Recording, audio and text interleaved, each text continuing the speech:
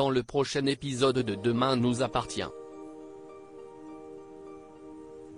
Tandis que Xavier ordonne les arrestations de Martin et Chloé, Samuel retrouve sa mère.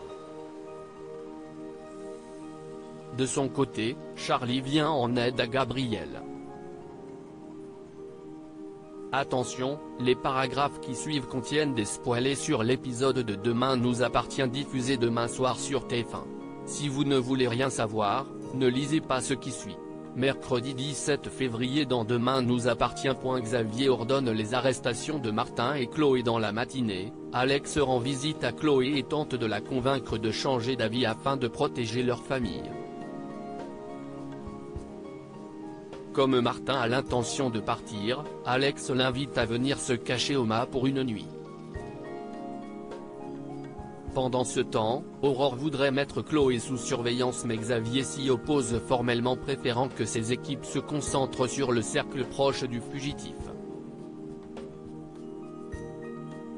Non loin de là, Virginie est certaine d'avoir filmé quelque chose d'important le soir du meurtre de Danieli et fouille à nouveau sa voiture dans l'espoir de retrouver son téléphone, sans succès.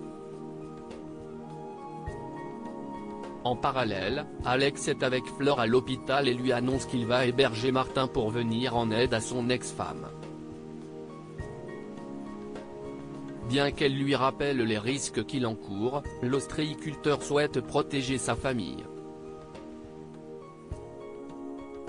En fin de journée, Xavier débarque chez Chloé et déclare qu'il n'a aucune envie de la laisser filer maintenant qu'il l'a retrouvée.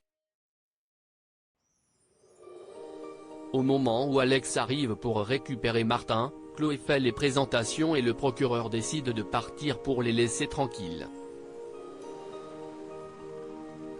Refusant de perdre une minute de plus, Chloé prévient Martin tandis qu'Alex sort pour récupérer sa voiture. Quand quelqu'un sonne à la porte, Chloé ouvre en pensant que c'est son ex-mari et tombe nez à nez avec Xavier. Sous le choc, le procureur contacte Aurore et lui demande de le rejoindre chez les Delcourt pour procéder aux arrestations de Martin et Chloé. Samuel retrouve sa mairie après avoir reçu un appel l'informant de la fuite d'une patiente. Renaud est à la fois furieux et contrarié. Il rejoint alors Samuel en salle de repos et insiste pour qu'il avance son départ pour la Corse, en vain. Plus tard, Renaud cherche frénétiquement son téléphone. Tandis que Marianne voudrait comprendre ce qui ne va pas, le docteur Doumaz finit par avouer que son ex-femme Lydie s'est enfuie de l'hôpital où elle séjournait depuis 28 ans. Pour protéger son fils, Renaud a toujours fait croire que Lydie était partie vivre au Canada alors qu'en réalité il avait été dans l'obligation de la faire interner en hôpital psychiatrique pour schizophrénie. En parallèle, Lydie débarque à l'hôpital et réclame à voir le docteur Chardot. Lorsque Samuel se rend à l'accueil pour rencontrer sa patiente, Lydie lui saute dans les bras et lance qu'elle est sa mère. Par la suite, Lydie confie à son fils qu'elle n'a jamais voulu l'abandonner. Selon elle, Renaud aurait abusé de son pouvoir en tant que médecin pour la faire interner quand il a compris qu'elle avait l'intention de le quitter. Charlie vient en aide à Gabriel. Gabriel se prépare pour un parloir avec sa mère. Comme il craint de craquer, Sandrine se propose de l'accompagner mais l'adolescent préfère y aller seul. Sur place, Gabriel trouve que sa mère n'a pas bonne mine et insiste pour qu'elle lui dise ce qu'il se passe. Dos au mur, Morgane explique qu'une surveillante l'a prise en grippe en raison de sa transidentité.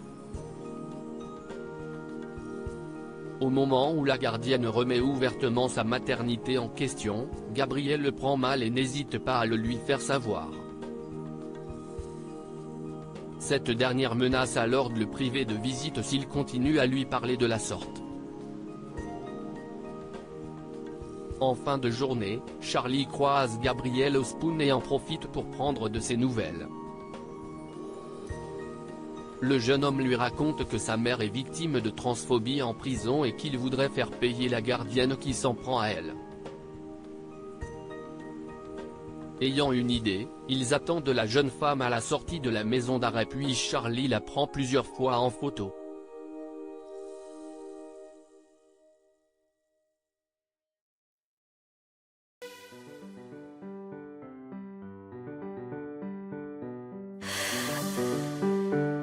The man I love just had